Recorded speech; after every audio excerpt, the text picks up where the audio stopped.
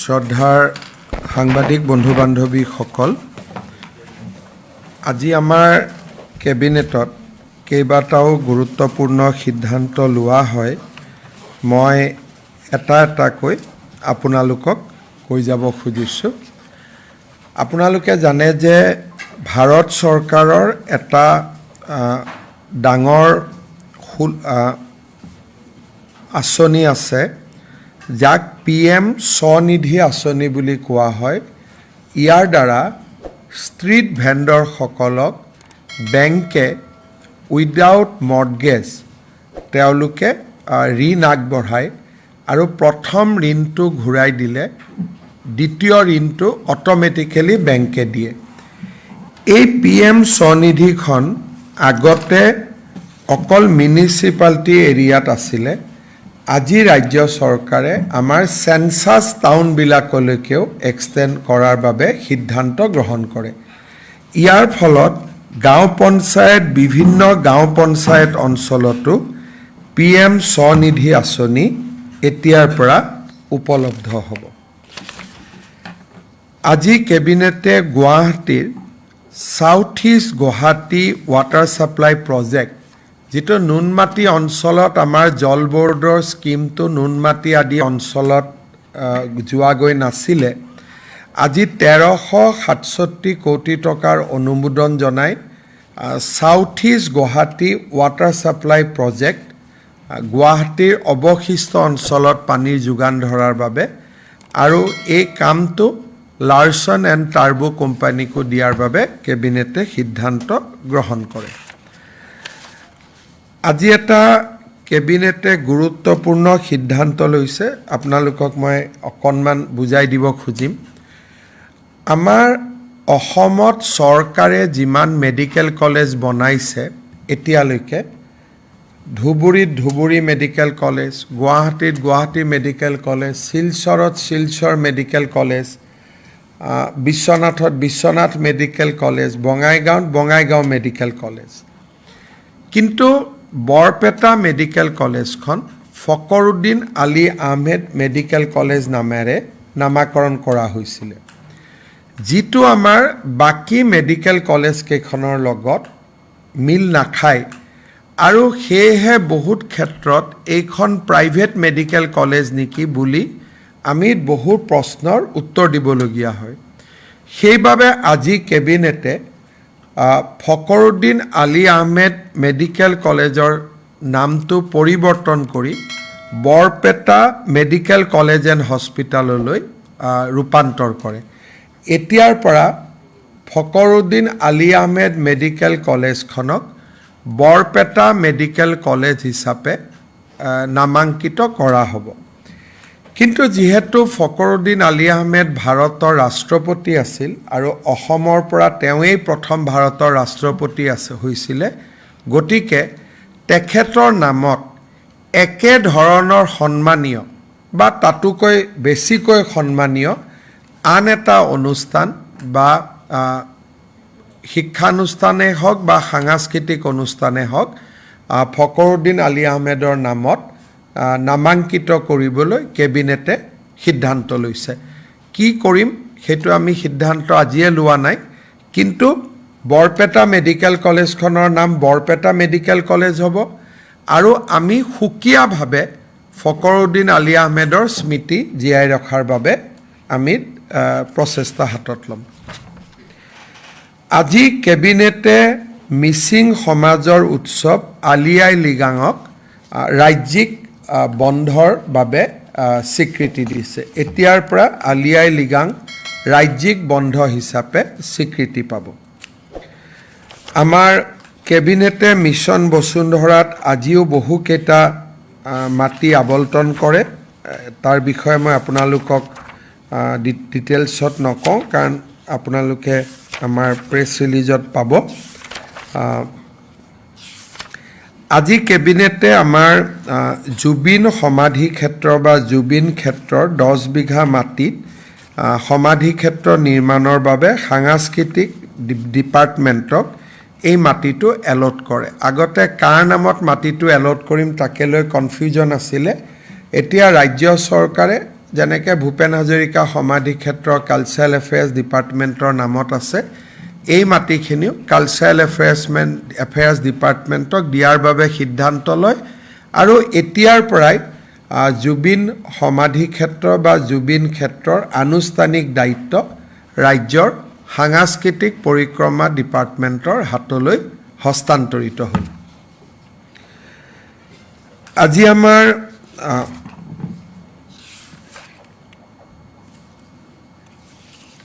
ৰাজ্য চৰকাৰে আজি আমাৰ ৰাজ্য চৰকাৰে মই অলপ আগতে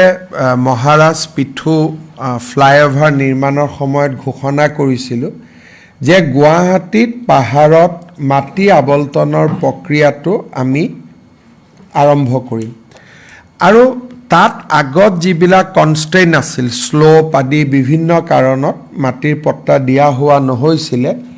আজি আমি কেবিনেটত সকলো ৰিলেক্স কৰি গুৱাহাটীৰ পাহাৰত দিছপুৰত 452 ঘৰ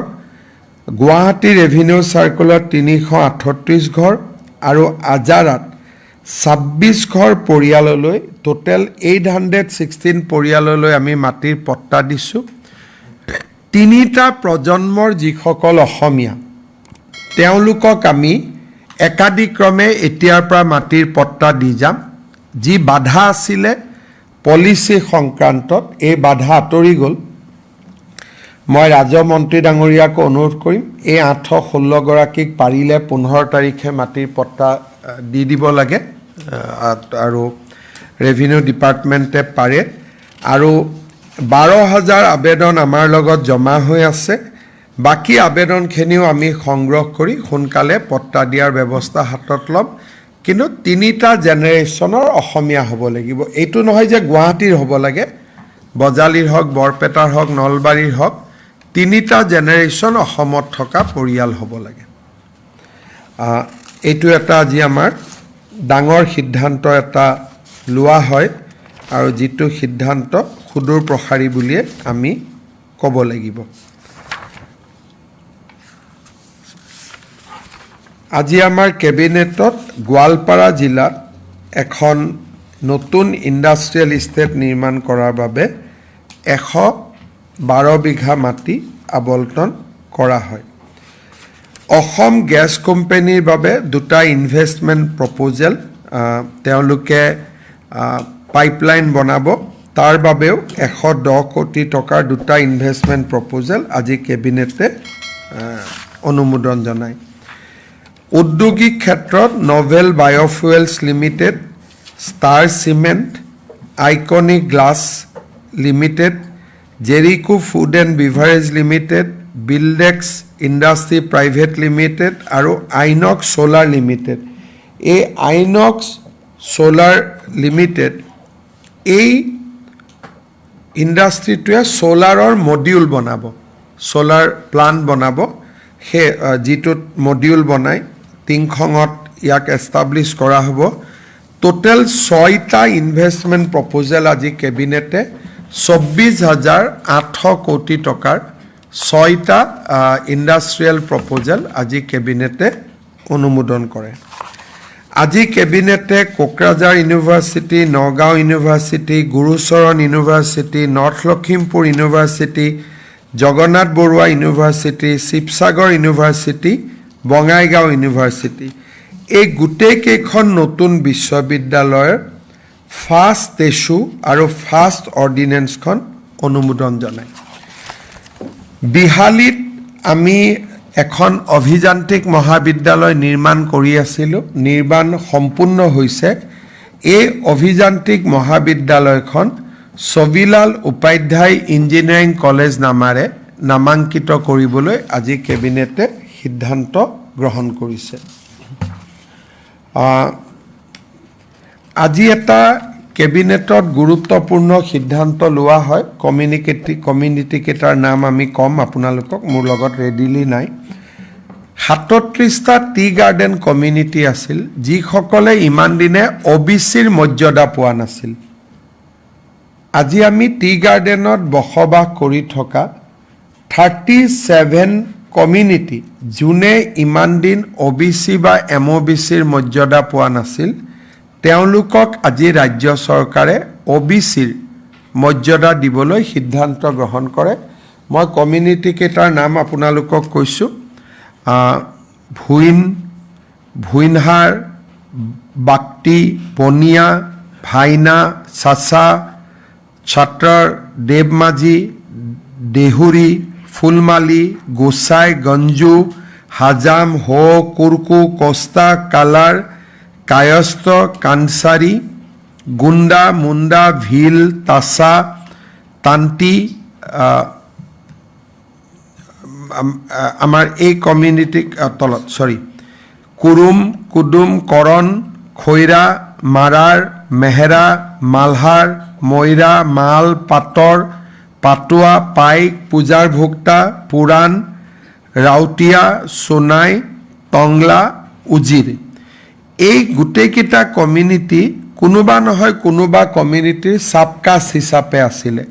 কোনোবা কমিউনিটি কুৰ্মীৰ সাবকাষ্ট কোনোবা কমিউনিটি তাছাৰ সাবকাষ্ট আছিলে আজি আমি ইণ্ডিপেণ্ডেণ্টলি স্বতন্ত্ৰভাৱে তেওঁলোকক আজি আমি OBCৰ মৰ্যাদা দিয়াৰ সিদ্ধান্ত গ্ৰহণ কৰোঁ আজি কেবিনেটে আমাৰ অসমত শিডিউল কাষ্ট ডেভেলপমেণ্ট